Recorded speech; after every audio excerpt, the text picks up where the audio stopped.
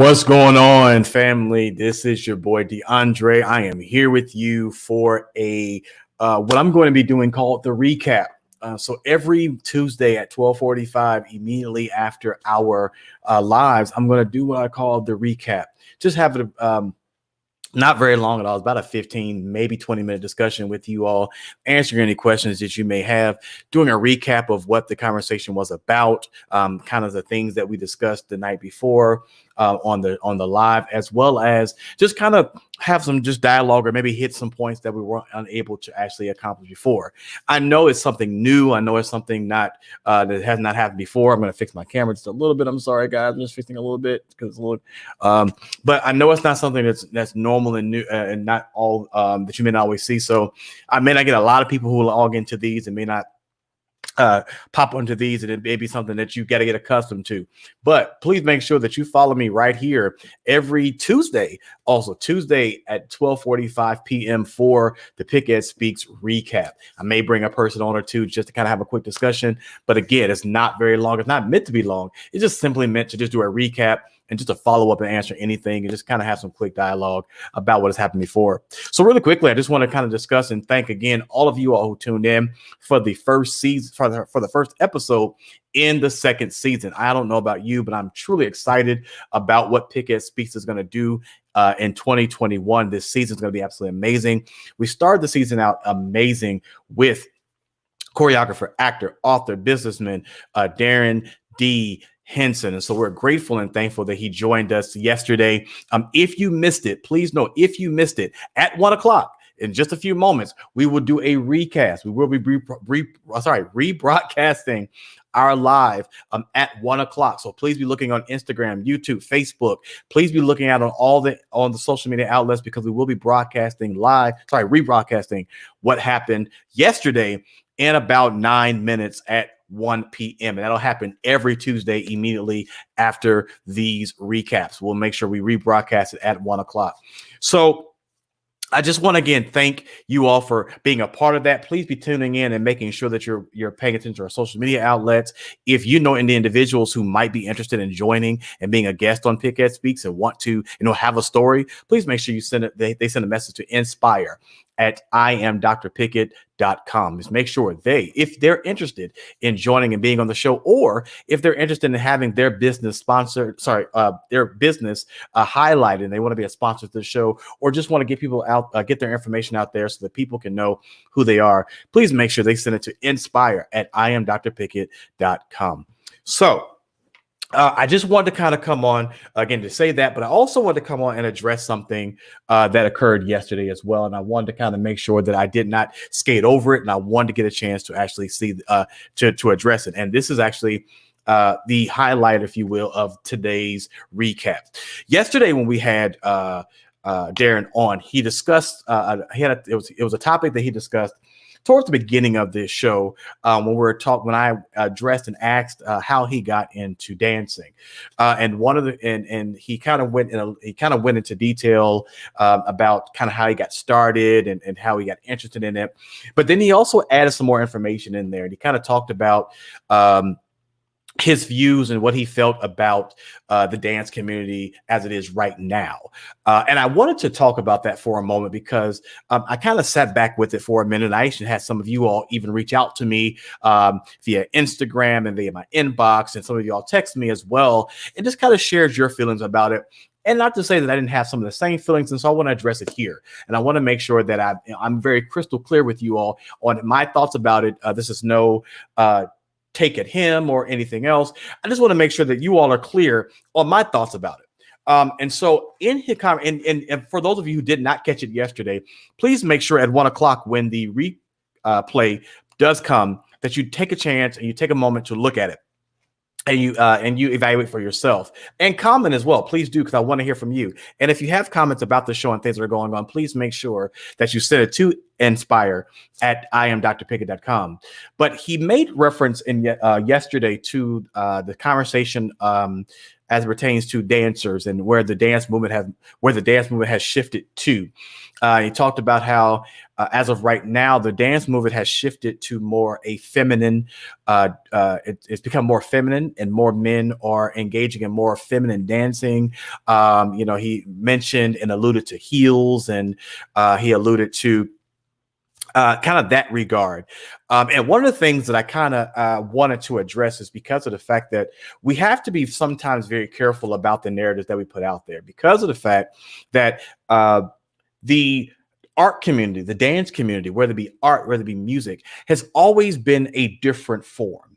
It always has. It doesn't have. It has not. It's always shaped itself from very different forms. Whether it was then or now, it has not necessarily been something that has necessarily been just specifically gendered. And I love the fact that people like Alvin Ailey, when he came forth with the Alvin Ailey Dance Company, kind of broke those norms, kind of broke those mindsets about what we feel and what we believe about dancing in the African American culture, if you will. And we have to be, it's just also very interesting that sometimes when we look at how, as a society, we view ourselves, we make things more masculine than they need to be. That's not how society works. Society, you have to be a lover of. If you're a lover of art, you're going to enjoy it in its fullest form.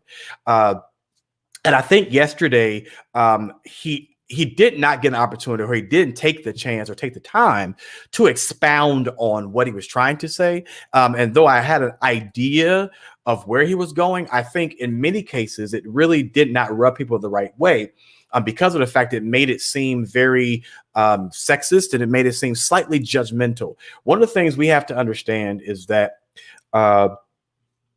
the dance community, whether it's formal, whether it's trained, whether it's informal, and you just break dance, case may be, has always taken a life of its own. And it's always been something that a freedom of expression. And whatever way that you determine and decide to express yourself, that's your manner. It doesn't make you one way right, doesn't make you one way wrong. And to put some people in a box and to say that it's changed in this form or this fashion doesn't necessarily, it doesn't sit well, if you will. And so we just got to be very careful about how we perceived, how we put sometimes our misogynistic and sometimes our overly masculine views on things. Now, let's be real, and this is PickEd Speaks, and I don't sugarcoat things, right? And I know I'm on I'm on platforms like LinkedIn right now and Facebook and everything else. Let's be very real and be very frank for a moment, okay? I am not classified as what you call the most masculine man there is. I don't. What I mean by social normed masculinity, right? There's certain things that, I guess from a masculine perspective, I don't. And there's many times that there's some things that people classify as masculine. That's a whole other conversation within itself that we have to also check at the door as well. Because of the fact that there's so many people equate your masculinity to how much, how many children you can have, or, what this you have and that have. And there's a whole lot of, discussion around that. But I'm not classified in social norm concept as the quote unquote most masculine male. But one of the things that I will tell you is that my uniqueness, one thing about me is my personality is who I am. It doesn't make me any less masculine because I don't do this or I don't do that. It's the fact that I am the lover of myself. It's the fact that I am true to myself, and I don't have to utilize anyone else to either bash or put down in order to make myself better or grander or greater, for that matter. And I'm not saying that that's something that was happened yesterday. So I want to make sure, I want to go on the record by saying that's not something that happened yesterday. But one of the things that I never have to do is I never have to justify my masculinity. I don't have to justify my personality. I don't have to justify who I am, because of the fact I am who I am. And I love how I love. I live how I live. No, I don't do it right all the time. No, I don't do it perfect all the time. But one of the things I do know is I do try to live unapologetically. And I try to make sure that everything I do is true representation, not just of myself and my family, but also true representation of God. And I try to make sure that what I do does not dishonor myself while still trying to do what I believe that I've been called to do in this world. And so for any individual, for any young boy, young girl, any person who is trying to find out where they are, if for any particular time or any reason that you heard or you see something that happens on PickEd Speaks and it doesn't necessarily fully sit with you directly, or you're not certain about how you feel, please make sure you reach out. Please make sure you chime in. Please make sure you touch bases, because I want to be able to have that discussion with you. I want to be able to talk with you, and I want to be able to hear from you because of the fact that I never want my viewers, I never want people who are watching to go away and walk away feeling broken down, feeling beaten down, and feeling attacked, if you will. I never want you to feel as if there is someone who is maybe not speaking specifically for you. And, I want you to know that this is a platform that we make sure that every voice is heard. That's what the tagline. The tagline is where Black excellence speaks for itself. And I want to make sure at all times that Black excellence speaks above everything else, and that the silence of and the noise of ignorance is overshadowed by that excellence. Listen, it's been wonderful. Again, I try to make this really quick. I want to make these moments where they're authentic as possible, where I answer any questions and address certain things. It's 1 o'clock. So I want to get off here, and I want to give you a chance. If you did not catch PickEd Speaks last night, I want to give you a chance to watch it. So I'm coming off so it can go live. Until we meet again, please make sure you join us every Monday nights, every Monday night at 7 o'clock, where we are on PickEd Speaks Live, where Black excellence speaks for itself. Until we see each other again, I'll see you next Monday. And please make sure you watch. Make sure you watch at 1 o'clock, or right now when it comes off. So for our season 2 opener for PickEd Speaks. Peace and love you all.